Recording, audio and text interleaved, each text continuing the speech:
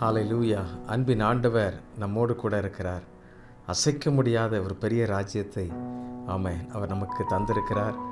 ஆமென். நாம் அவரோடு கூட சேர்ந்து ஆளுகை செய்ய போகிறோம். இன்றைக்கு தியானிக்கும்படியாக எடுத்துக்கொண்ட வேதவசனம் சங்கீதம் 11:7. கர்த்தர் நீதி உள்ளவர், நீதியின் மேல் பிரியப்படுவார், அவருடைய முகம் செம்மையானவனை நோக்கி இருக்கிறது. கர்த்தர் நீதி உள்ளவர், நீதியின் மேல் பிரியப்படுகிறவர். ஆமென். நீதியின் மேல் பசித்தாக உள்ளவர் பாக்கியவான்கள் என்று சொல்கிறார். நீதி செய்கிற மனிதர்களை ஆண்டவர் தேடிக்கொண்டே இருக்கிறார். ஏனென்றால் அவர் நீதியின் தேவன். இந்த உலகிலே அப்படிப்பட்ட ஆமென் குணம் கொண்ட மனிதர்கள் பெருக வேண்டும். அப்பொழுதுதான் பிசாசு தந்திரமாக ஆமென் காரியங்களை சாதிக்க விரும்புகிறதெல்லாம் குறைந்துவிடும். ஆகவேதான் இறுதி கட்டமாக நீதிமன்றம் தான் நமக்கு நீதியை கொடுக்கும் என்று சொல்லி எழுதி வைத்த சட்ட நீதியை மனிதர்கள் பயந்து அதற்கு கீழ்ப்படுகின்றார்கள். ஆனால் சரீரத்தையும் ஆத்மாவையும் படைத்த உன்னதமான தேவனுடைய அந்த நீதியை அவர்கள் சற்றும் கூட எண்ணி பார்ப்பதில்லை.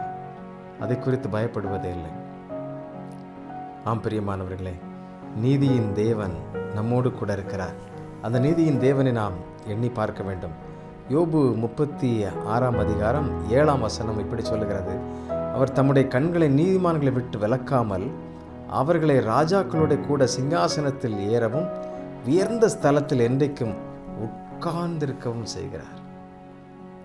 ஆம், நீதிமான்களை விட்டு விலக்காமல் கர்த்தருடைய கண்கள் நீதிமான்கள் மேல் நோக்கமாயிருக்கிறது.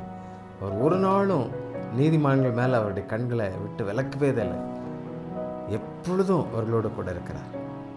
அது மாத்திரமல்ல, உயர்ந்த இடத்துல சிங்காசனத்தில் உட்கார வைக்க அவர் விரும்புகிறார். ஆண்டவர் அப்படிப்பட்ட உயர்ந்த இடத்துல அவர்களை கொண்டு சேர்க்கிறார். நீதிமான்களுடைய சந்ததிகள் ஒருபோதும் அசைக்கப்படுவதில்லை. ஆம், நாம் நீதி செய்வோம், நீதி உள்ளவர்களாய் வாழ்வோம், இந்த நீதியின் தேவனை உயர்த்துவோம். ஆண்டவர் நமக்கு உதவி செய்வார். அந்த தேவனை ஆராதிப்போமா? சகலமும் படைத்தவர், சர்வ வல்லவர்,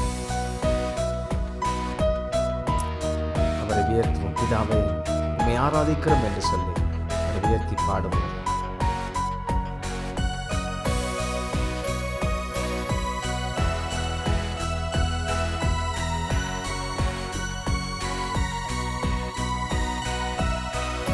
சகலமும் படைத்தவரே, சர்வ வல்லவரே, சகலமும் படைத்தவரே, சர்வ வல்லவரே, மகிமைக்கு பாத்திரரே, மங்காத பிரகாசமே, எல்லா மகிமைக்கு பாத்திரரே, மங்காத பிரகாசமே, உம்மை ஆராதிக்கின்றோம், ஆர்ப்பரிக்கின்றோம், அன்பு செய்கின்றோம்.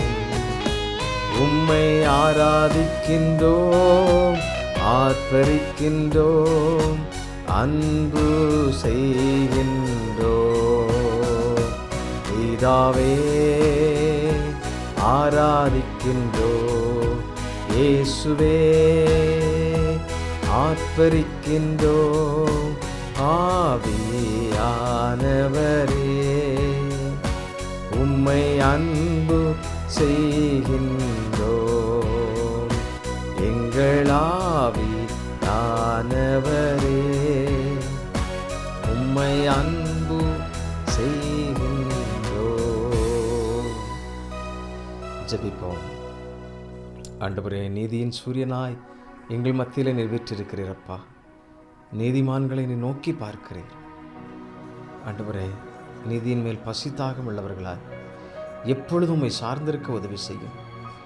ஆண்டவரே, நீதி செய்கிறவர்கள் மேலே நீர் பிரியமாயிருந்து அவர்களை சிங்காசனத்தின் மேல் உயர்த்துகிறீர். அப்படி எப்பொழுதும் நாங்கள் நீதி செய்கிறவர்களா ஆண்டவரே, நீதியை நடப்பிக்கிறவர்களாக இருக்க எங்களை தாழ்த்துக்கிறவர்களை ஒப்புக் கொடுக்கிறோம். ஆண்டவரே, யோபு எப்படி ஆண்டவரே எந்த விதத்திலும் உமக்கு தீமை செய்யாமல் நீதிமானாய் உத்தமனாய் வாழ்ந்தது போல என்னையும் எங்களையும் அப்படி நீர் காத்துக்கொள்ளும், பலப்படுத்தும். இந்த உலகத்தின் இழுப்பிலிருந்து எங்களை விலக்கி காத்துக்கொள்ளும். உடைய சட்டங்களின் மறைவில் எங்களை மறைத்து வைத்துக்கொள்ளும். நீரை ஆசீர்வதித்தருளப்பா. சகலவற்றும் உடைய கரத்திலே தருகிறோம், மகிமைப்படும். இயேசுவின் நாமத்திலே கேட்கிறோம் நல்ல பிதாவே. ஆமென், ஆமென். Thank you. God bless you.